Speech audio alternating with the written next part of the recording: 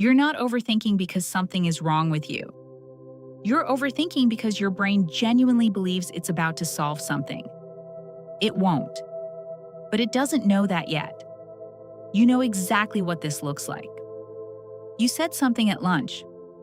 4 words, maybe 5, nothing that would register to anyone else in the room. And 6 hours later, you're still in it. Running the rewind, rebuilding the version where you said something better, or said nothing at all.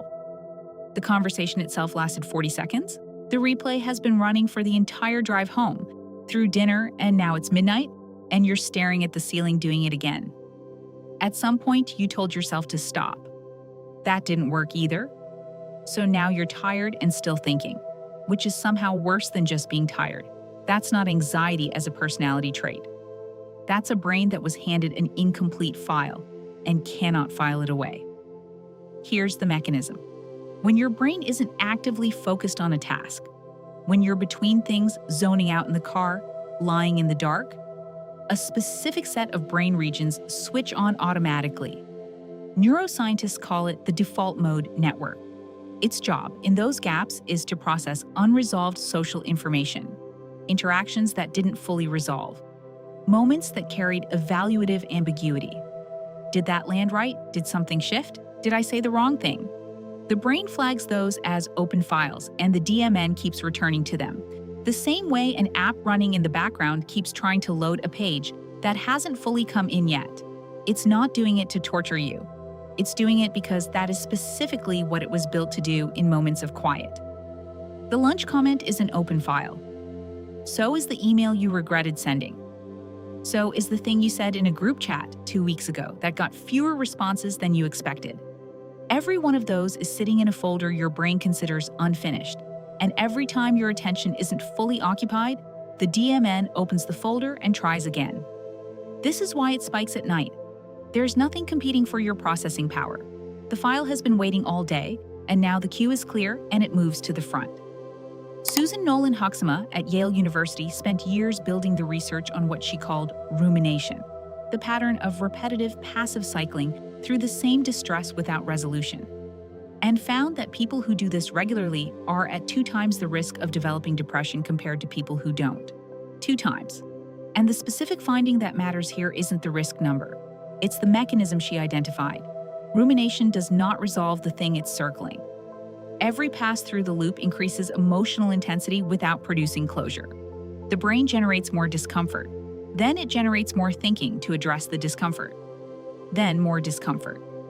The loop feeds itself and it keeps running because each cycle feels, just barely, like progress. That feeling, the feeling that you're getting somewhere, is exactly what keeps it alive. Someone on Quora described it like this. They have a huge issue with overthinking situations. It goes as far as making up fake scenarios they end up believing are real. That's not dramatic. That's what happens when the brain runs a loop long enough.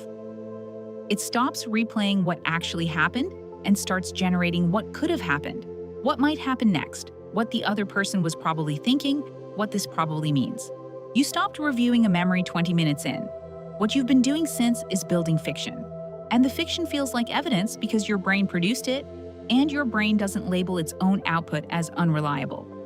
Psychologist Adrian Wells, who spent his career developing what he called metacognitive therapy, located the real problem 1 layer up from the thoughts themselves. His argument is that it's not the thinking that sustains the loop. It's the belief underneath the thinking. Specifically, the belief that more thinking will eventually produce certainty. That if you go through it 1 more time, you'll arrive at a place where you know it's fine. Or no, it's not fine. Either way, you'll know. And then you'll be able to stop. That place does not exist. The things people most commonly overthink, what someone thought of them, whether a decision was right, whether they said the wrong thing, are ambiguous by nature. There is no final pass that closes the file, because the file contains information that was never available in the first place. The loop keeps requesting a certainty the situation could never deliver. So the loop never ends. And here's the part that makes it worse. Ethan Kross at the University of Michigan, whose research maps the inner voice and the way self-directed mental chatter operates, found that trying to suppress the thoughts directly backfires. The act of telling yourself not to think about something requires your brain to actively monitor for that thought, which keeps it more accessible, not less. Every time you said, "Stop tonight," your brain checked whether it had stopped. The checking is the thinking. You cannot think your way out of thinking, and you cannot will your way out of a loop by monitoring the loop more closely. So the loop runs, and then it runs somewhere new, because it doesn't stay contained to the original moment. The lunch comment gets processed alongside every other lunch comment you've ever regretted.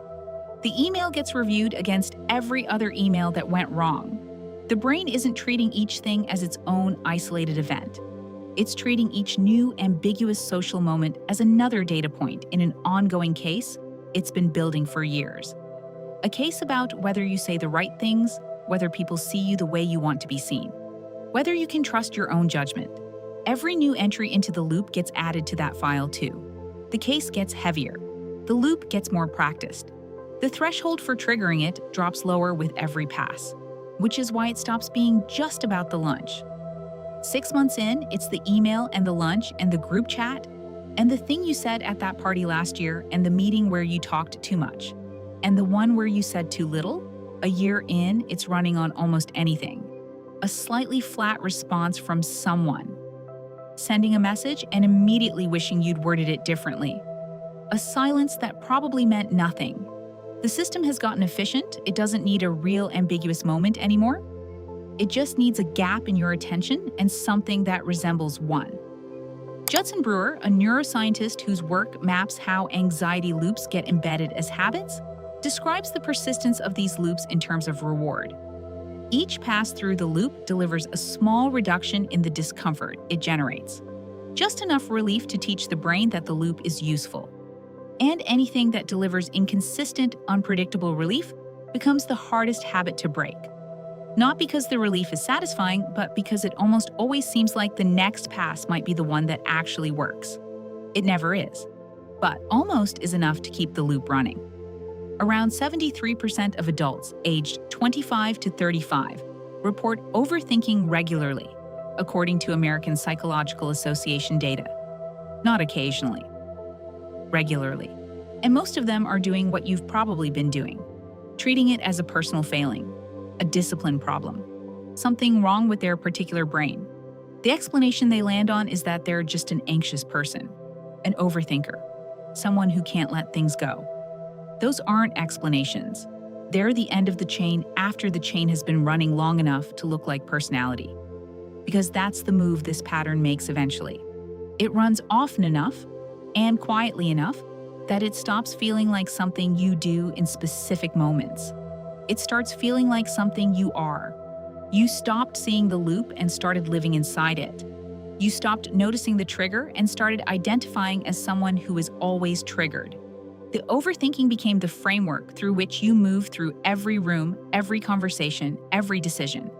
Not because it's who you are, but because the loop has run so many times that the groove is now deep enough to feel like ground. That's where this goes when nothing interrupts it. Slowly, consistently. One open file at a time,